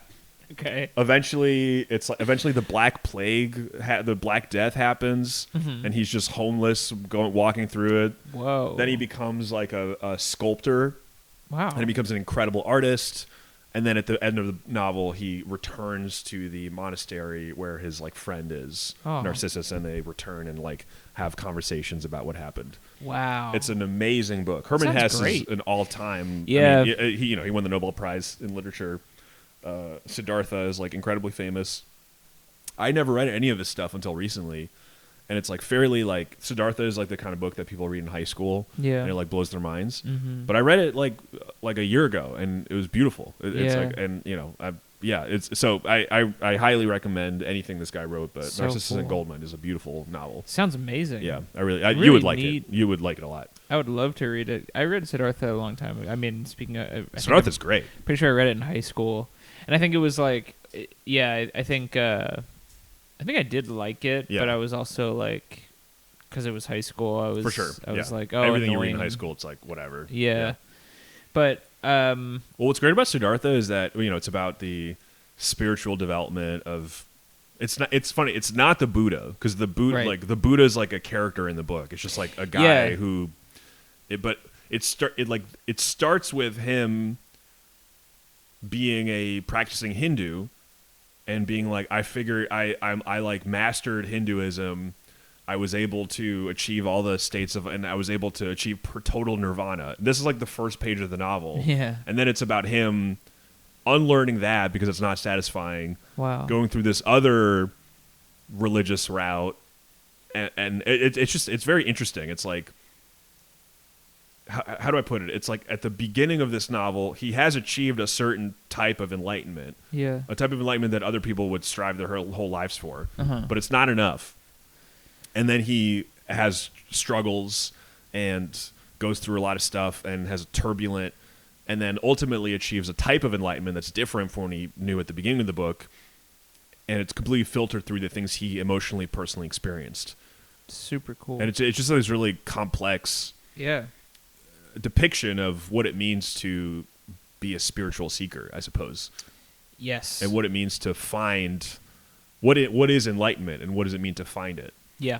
Because at the beginning of this book, this guy found it, right? Right. He completed all the levels of Hinduism, right. but it wasn't enough for him.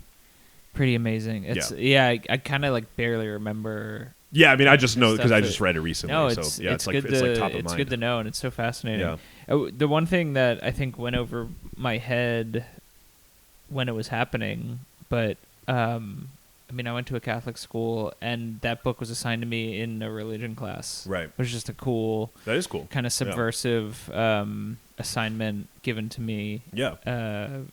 But yeah, the teacher I had was just like a guy who was a little bit less. He was more spiritual. He was a Catholic, but he Sure. was like, open to other viewpoints, I guess. That's nice. So shout out to Did you have good teachers in high school? Yeah. That's yeah. cool. I'm trying to think of there were some ones that I just did not like, and that were kind of knew the stuff, but they weren't. They were just yeah, I'm able to teach that. You know Right. what I mean? Yeah, I'll do it. Sure. Yeah, exactly. Right. So I definitely had that, and that was probably classes where I did bad or Right. wasn't super enthused, but I had good religion teachers too. There were two guys specifically that were kind of like that were Catholic, but were also interested in stuff like Siddhartha and just other forms of religion and spirituality. So which was cool because it was it felt like more than a religion class, which was a neat experience. For sure. Yeah, it's a more open-minded and expansive view of what it Mhm. means to be religious, which I can imagine if you're in Catholic school, that can if it's taught in a pretty single way, it can be kind of oppressive. I think faculty kind of wrote those guys off, but they were just older professors who had been there for a while. Right. So they're just let them do their thing, but That's cool. I don't think people really fucked with them that much. Oh, interesting. But yeah, they were cool. Did you read any other interesting books in that class? I can't remember, not in that specific one. I remember reading other interesting stuff. I just can't remember what it was. Did you read St. Augustine? At some point, I don't know if it was in those classes though.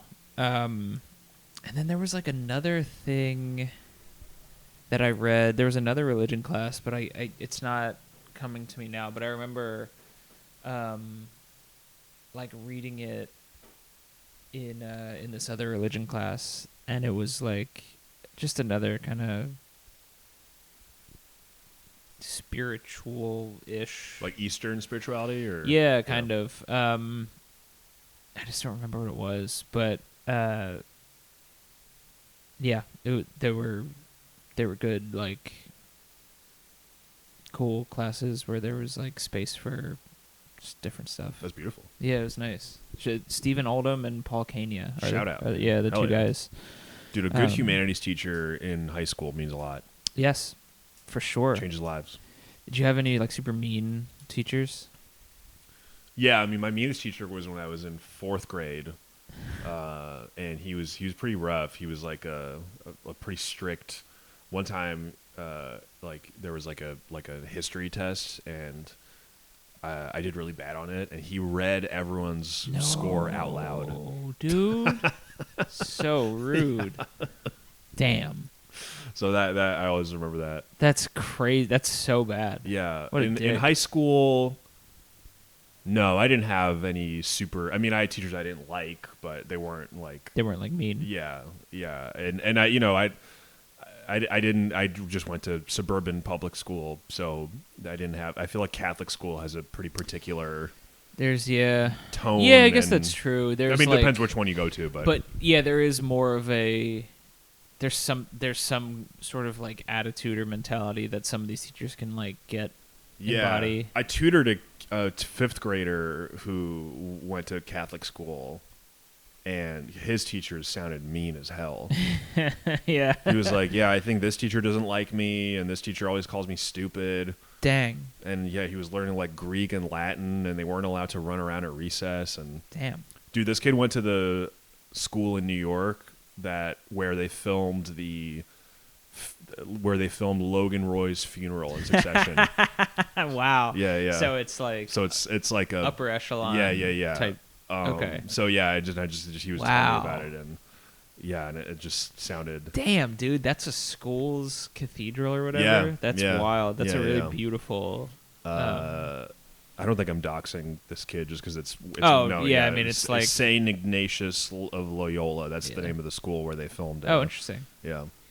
Dude, let's move on to social media nonsense. Yeah, this I'm is pretty interested quick. in I this. wrote organizing a night with your friends where you make PowerPoints and explain to each other what your jobs are. some like corporate. That's a thing. That's like a real thing? Some corporate chick posted a video of her doing that. Whoa. And it was like scored to like a really lame like grocery store pop song. Yeah, sure. And it was just her and like her friends drinking wine and doing PowerPoints about like their SEO jobs.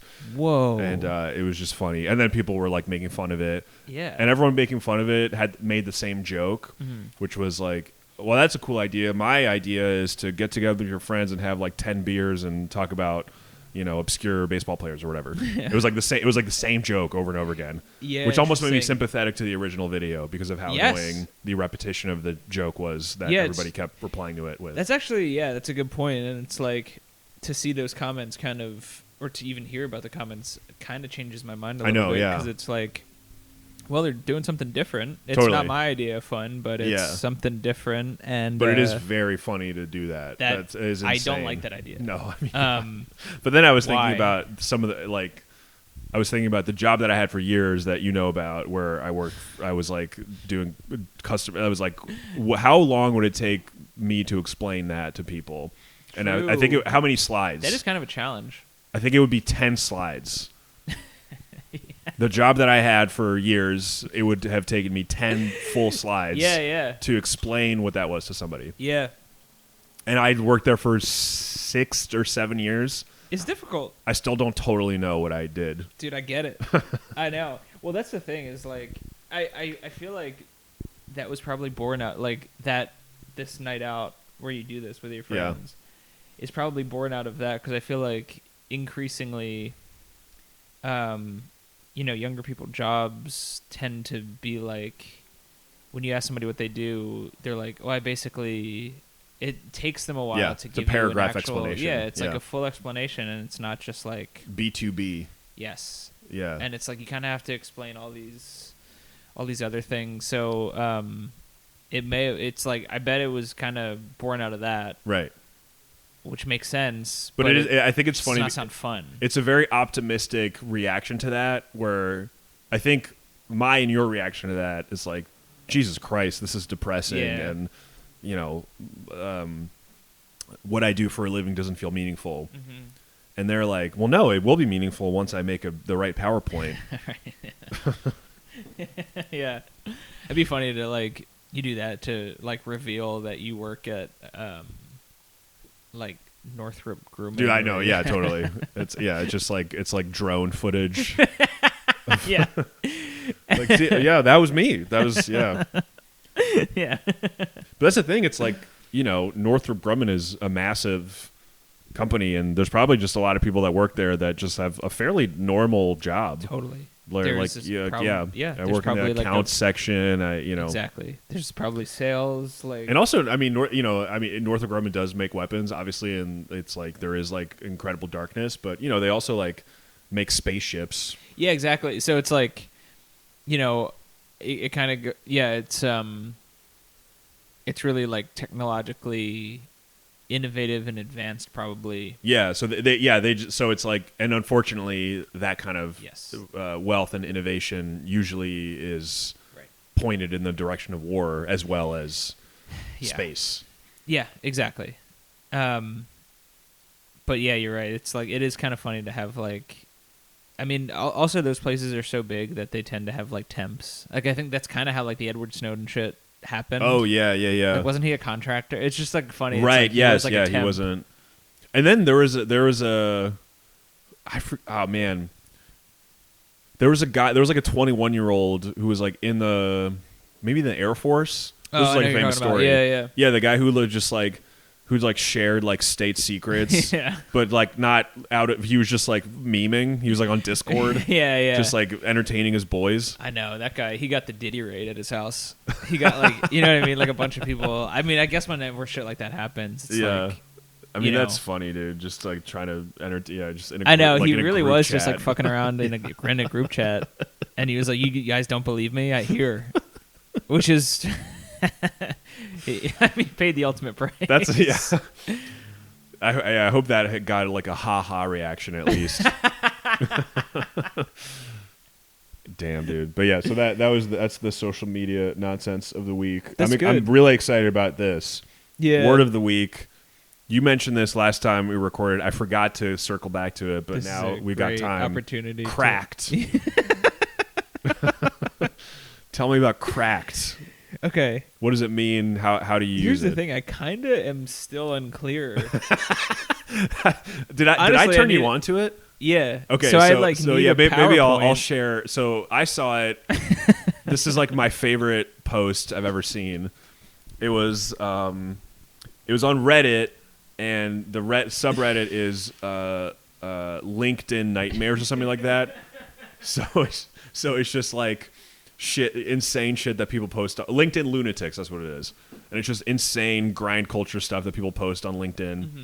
And it was this fucking picture of like two laptop screens in front of like the window of a high rise, like at night, and like of iced coffee, and the caption was, and I want to remember it like verbatim. It was like Friday night recruiting stack.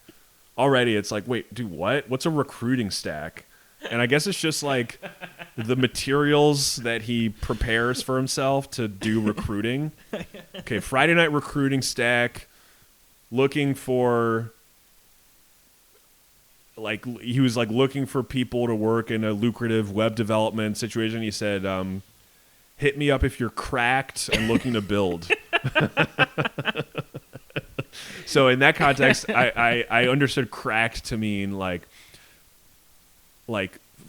fantastically high performing, like impossibly high performing, sort of broken in the way that in how high you perform.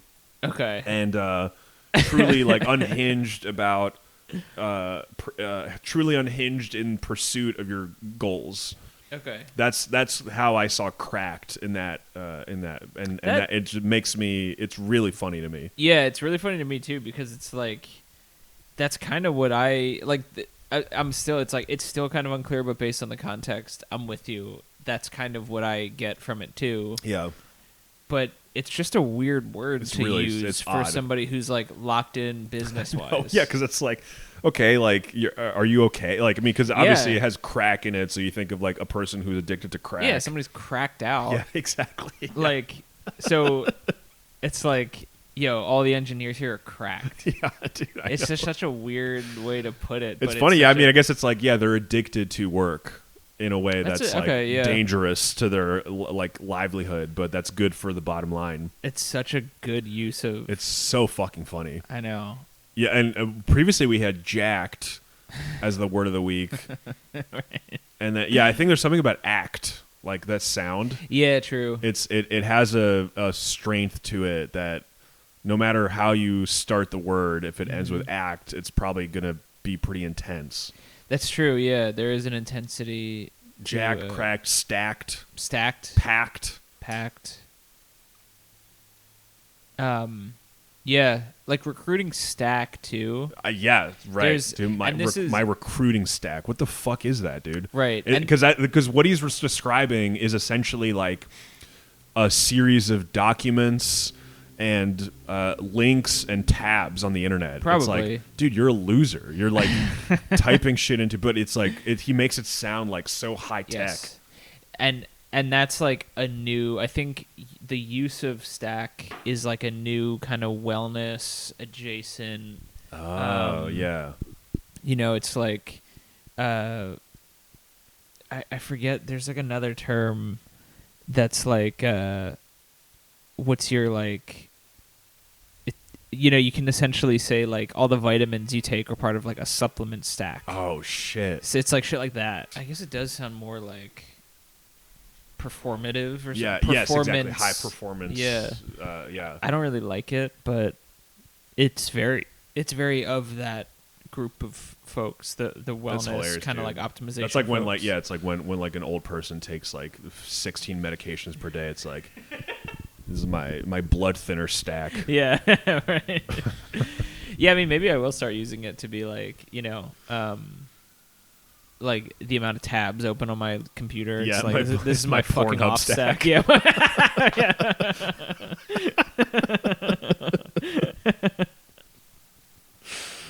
Dude, I'm absolutely cracked with the. I've got just so many ethnicities floating around. Okay, so then the next word. Do you have anything else about cracked? No. The next word of the week is sort of the opposite of cracked. I've been thinking about it a lot recently. Languorous. I love this word. It's a beautiful word. Yeah, it means like slow and lazy and like pleasurable in a sexual way. Mm-hmm.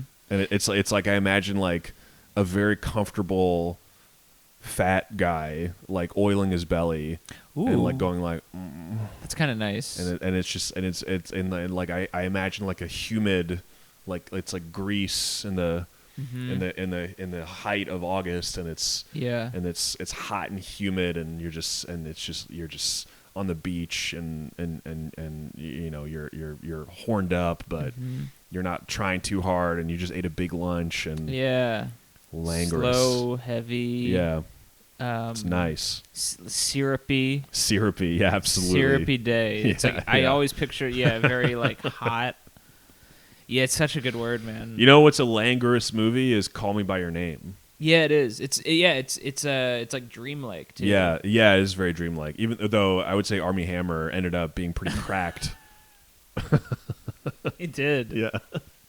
Yo, imagine checking into a hotel in like that island. You know how he like works in a hotel now? Oh, I don't know if that's fully true. Wait, Armie Hammer works at a hotel? I just remember like after the ship popped off for him, like a month later, people were like, like Army. Wait, is that Armie? Is the Armie Hammer the bellhop? Yeah, dude. There was a picture of a guy like working behind the desk at a hotel in like somewhere in the Bahamas or something, and they're like, "This is Armie Hammer. Like he's hiding and he's working at this hotel." It's fucking crazy. He doesn't need to work. Maybe he's just doing it to be like, I need to do something with my. But yeah, he's got like And I'm yeah. I mean, maybe it wasn't him, but like I just remember seeing this picture of like a dude who like kind of looks. That is very funny. Yeah, damn, dude. Yeah, would you wouldn't check out if you were like, all right, I'm in. No, I'd be like, yeah, whatever. Yeah, he's not gonna barbecue the guests at the hotel. No, no. I don't. We had a long talk about Armie Hammer's. A while ago on the phone, we just talked. You were just like talking about how he told women that he wanted to barbecue them. Yeah, that's right. I forgot about that. And yeah, it is nuts. There is some. Yeah, I mean, I guess just specifically being like, I'd like to barbecue you is a weirdly kind of silly request or like desire. All right, cool, Armie. Yeah, it's like. Yeah, there's something. Yeah, imagine just like the ha to that. It's like, yeah. Man, no, I don't think you understand. Yeah, yeah. He probably gets pissed at like. Yeah, don't LOL that. Yeah, you thumbs upped the. I'd like to barbecue you. Barbecue is just a funny word. Too. I know it is funny. Yeah. Speaking of the Haiti, there's a in the revolution going on in Haiti right now. No. It's kind of like it's like semi-revolution. It's Yeah, like pardon there's my ignorance, but I'm not aware of this. There's like an uprising going on in Haiti at the moment, Damn. but the general, I think, in charge of the uprising his name is General Barbecue, which is just funny. Damn, that's cool. Yeah, That's a good. Well, Haiti has some good names of the leader of the like initial Haiti revolution is Toussaint Louverture. wow, It's a sick name. great, Yeah. so cool. Very. It is yeah. a really good name, good revolutionary name. Yeah, absolutely. Anything else about languorous? No, it's just It's a beautiful word. Yeah. I'm trying to use it more. yeah, it's good. Okay, let's get to the poem. I'm pretty excited about this. Do you know anything about Wallace Stevens? I've heard that name, but I don't know the. Yeah, I don't know anything about him either, but I got a book of his recently, and I was flipping through it, and I liked this poem a lot. Cool. And it's a little bit long, but here, how about this? I'll read one, you read two. I like that. How Yeah. about that? All right. Okay, this is the first section of it. If from the earth we came, it was an earth that bore us as a part of all the things it breeds, and that was lewder than it is. Our nature is her nature. Hence it comes, since by our nature we grow old, earth grows the same. We parallel the mother's death. She walks in autumn ampler than the wind cries up for us, and colder than the frost pricks in her spirits at the summer's end. And over the bare spaces of our skies, she sees a barer sky that does not bend. 2. The body walks forth naked in the sun, and out of tenderness or grief, the sun gives comfort, so that other bodies come twinning our fantasy and our device, and apt in versatile motion, touch, and sound to make the body covetous in desire of the still finer, more implacable chords. So be it. Yet the spaciousness and light in which the body walks is deceived, falls from that fatal and that barer sky, and this the spirit sees and is aggrieved. So there's a lot going on in this poem. Mm-hmm. What do you have any initial reactions to it? I really like. I mean, I feel like the first one was a little bit easier for me to understand. Yeah. And I like it. It's just like a very very accepting view of like we being kind of like of the same makeup of the earth, and like we're part of this Yes. thing. We didn't kind of like we're not separate from it, even though we're it's like we're all kind of evolving. It's all part of the same organism. Yeah, which is Yes. cool. I like that as well. I think what I like about it though is that it sort of makes that it renders complexity onto that view, because like, okay, so the last line of each section, Mm-hmm. okay, and over the bare spaces of our skies she sees a barer sky that does not bend. Okay, so what I understand that to mean is we see the sky, but the sky is just the ceiling of Earth. The sky that Earth sees is space. Oh wow. And it just goes on forever. Yeah. Like our sky bends because Earth bends, Right. Unless you're a flat earther. Sorry, this is a tangent, but I saw this hilarious graphic that was the entire solar system and every planet was flat, including the sun. It was so fucking funny. Yo, that's a nice workaround.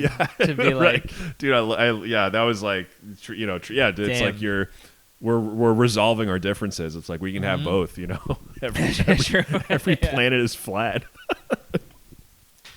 Cracking me up. That's Anyway, so funny. But yeah, our sky bends because of Earth's curvature, but the space just goes on.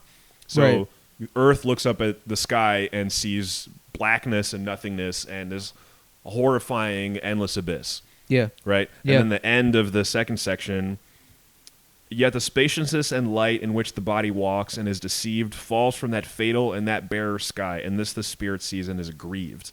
So it's like we see the sunlight, Yeah.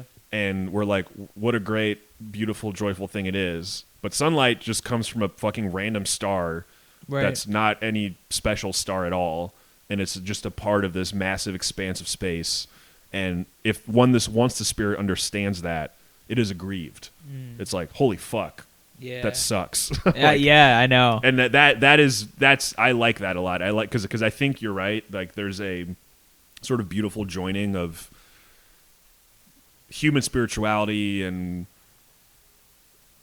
love of Earth and joining with nature that's going on in this poem. But then there's also a sense that we're completely alone in the cosmos, and it's like so it's weird. It's like a very warm and kind of like nourishing poem that also has a turn that is suddenly really like existentially terrifying. It's like the bottom's falling out from under you at the end of the poem. Yeah, it's true. It's like you finally get, when you see further than like the sky that you're seeing is like the human in the body that you're in. It's like it's just fucking scary. Yeah, it's so overwhelming and vast and like, so I like that, and I think the language is very strong. Mm-hmm. I find it to be a pretty muscular poem.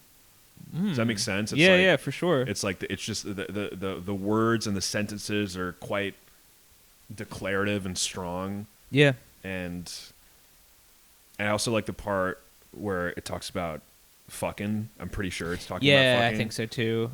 So that other bodies come, twinning our fantasy and our device, an apt and versatile emotion, touch and sound to make the body covetous and desire of the still finer, more implacable chords. I know, it's like very complicated. Yeah. I also really like the next line where it's just like, so be it. Yeah, I in like the that sense too. It's just like, it's like, look, man, I've seen beyond the shit that you guys are like concerned with. Yeah. Whatever. Just do it. Yeah, right, it's like they're sure. just like it feels very like biblical or something. Dude, this is like the 19th century version of having 25 Pornhub tabs open. Oh yeah, for sure. Yeah, it's like, so be it. This is so be it, because also spelling fantasy with the PH is cool. I'm gonna start doing that. I know, I like that. I'm absolutely gonna start doing that. I really twinning like that. our fantasy And our device. I think device refers to your body and its sexual workings. This is cool. Wow. It's a really great description of, I mean, I guess just like human interaction leading to sexual activity. It's just like a very ornately worded. Yes, it is, it's really but it's cool. sort of solemn. Yeah. There's a solemn quality to this poem that I like a lot. I don't know anything about Wallace Stevens. I don't know what his philosophical bent is. I don't know what. Yeah. I think all I know is that he was around in like the early 18th century. Okay. So I guess he's pre-Walt Whitman. Okay. Interesting. I feel like I've heard that name, and I feel like. And I think he's a fairly important American poet. I think that's probably. I feel like someone has like tried to. I mean, this is like years ago, but someone that I like maybe took like a literature class with or something tried to put me onto him. Oh, cool. Yeah. Because that name sounds so like, I feel like people have said this name a bunch to me, but there is. I agree with you. It's like everything's very like ornate, but it all feels like it's it all feels very decisive, all the words. Yes. So like there's, I think, you know what it is? There's something, this is like kind of granular grammar stuff, but it's all in the simple present tense. Yeah. Like the body walks forth naked in the sun. Like it's not like, I think like if they wanted to be more narrative, it would say the body walked forth naked in the sun. Yeah, true. But it's like, because it's like walks, it's like, this is like an eternal truth. Yeah. That, and yeah, it's like, I think biblical is a good way to describe it. It's like this poem feels like it's like carved in stone somehow. Yes. Which I like a lot. Yeah. Fully. It's somewhat scary. Mm-hmm. Most definitely. Yeah. So this really, I'm chewing on it. There's a lot to chew on. Yeah, I like it. It's like good for a couple passes. Yeah, totally. Because it took me, I think, 3 or 4 reads to be like, I think this is what's going on. Mm-hmm. The first one I was like, dude, what? Yeah. Also, it doesn't rhyme, and I don't know if it has a meter. Yeah. If from the earth we came, it was an earth that bore us as a part of all the things. It breeds, and that was looter than it is. Oh, it does have a meter, yeah. Oh. But it's like hard to. You have to really think about it. Right. Okay. But yeah, this is sick. I enjoyed this a lot. This is great. Yeah, thank you for bringing this. Of course, yeah. I'm glad you liked it. Okay, and then miscellaneous. You have free Palestine merch on here. Tell me about that. Okay. First of all, let me just say, we don't need to wade into this discussion very much because there's no winners here. Of course, yeah. But I have seen, like,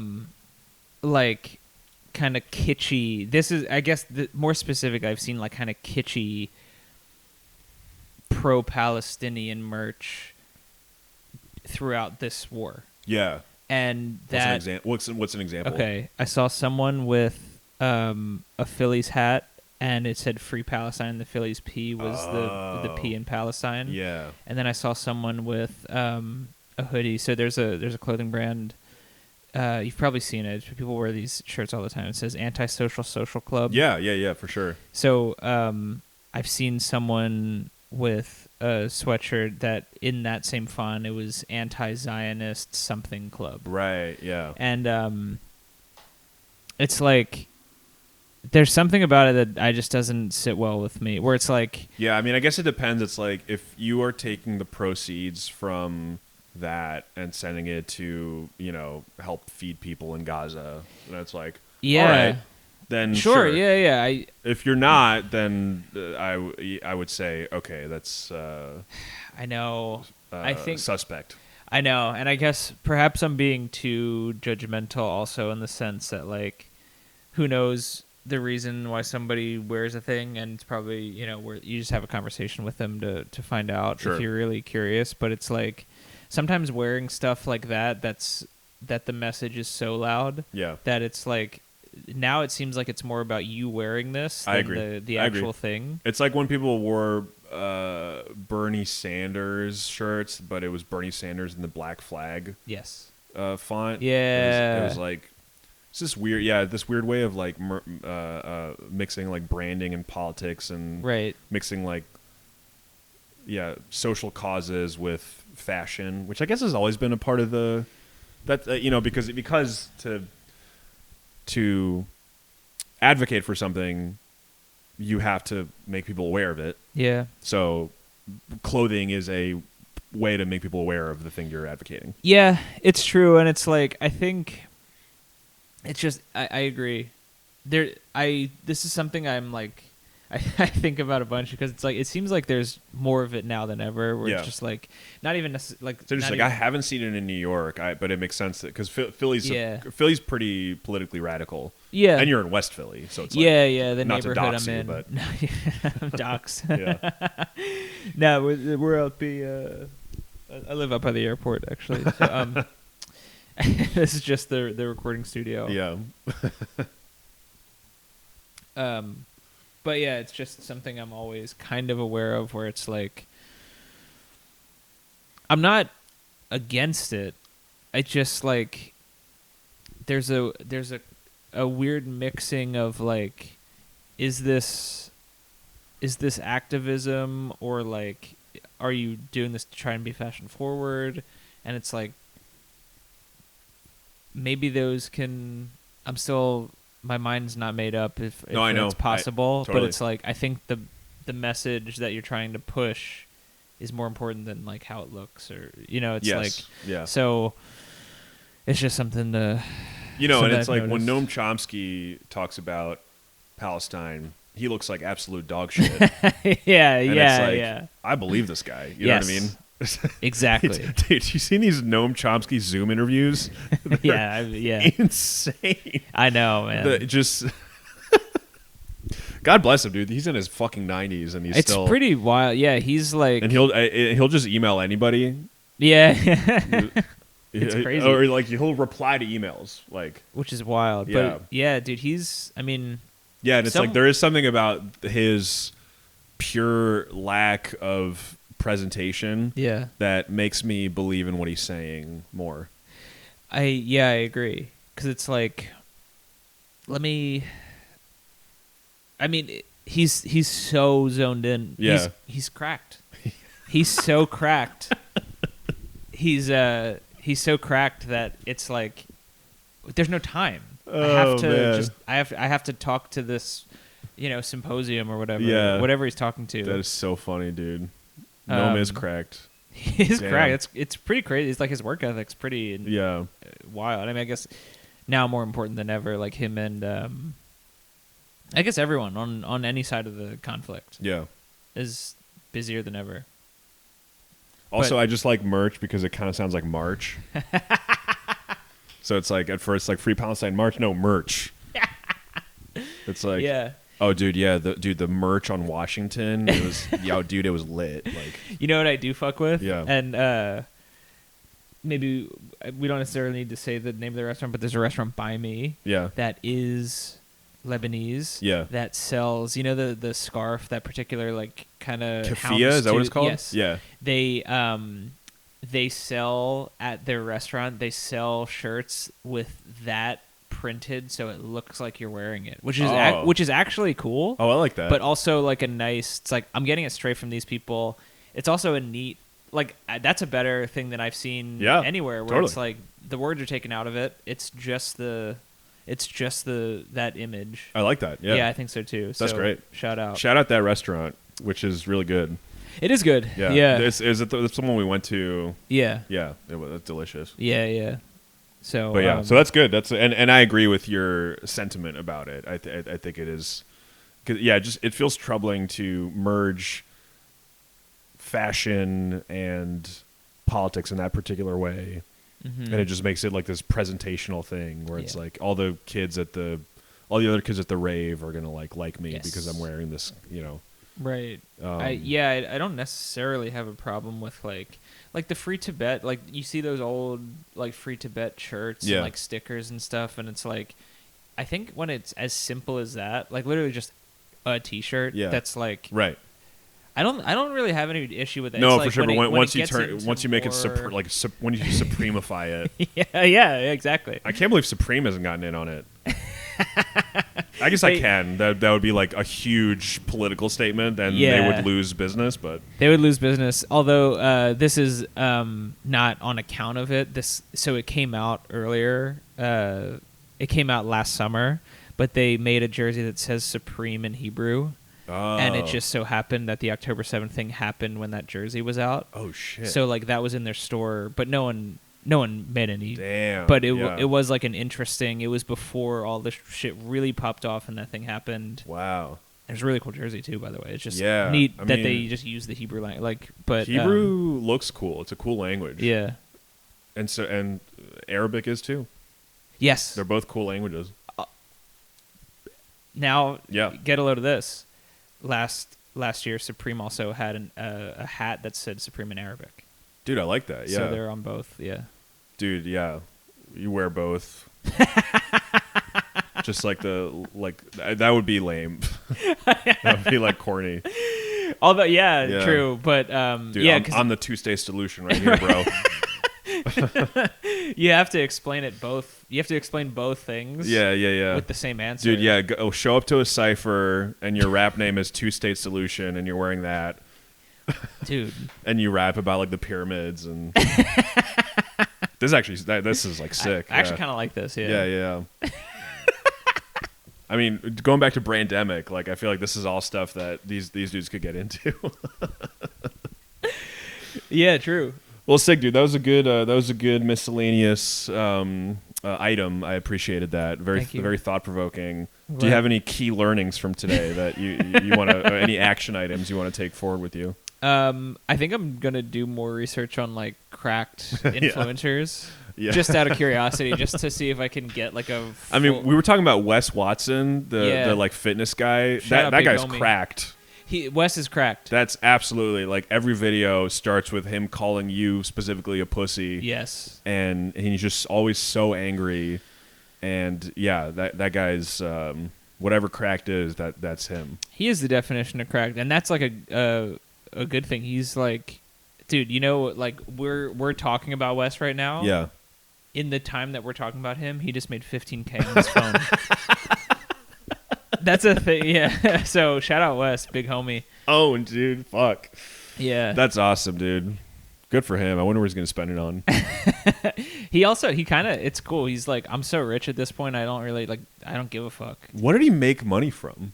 He's like a life coach essentially. So he made money from life coaching. Yeah. It's like to become a life coach, you have to have startup capital to promote yourself as a life coach. No, dude, he just got on Instagram. It's wild, dude. He had Instagram in jail. He was like, he like snuck a phone in. He was in jail? He was in jail for like 20 years. Whoa. Yeah, or 10 years. This is a part of his story I don't know about. Yeah, he was in California State Prison for like 10 years. Wow. Yeah, dude. Like, yeah. Damn. He was, yeah. I would love to. Even more cracked.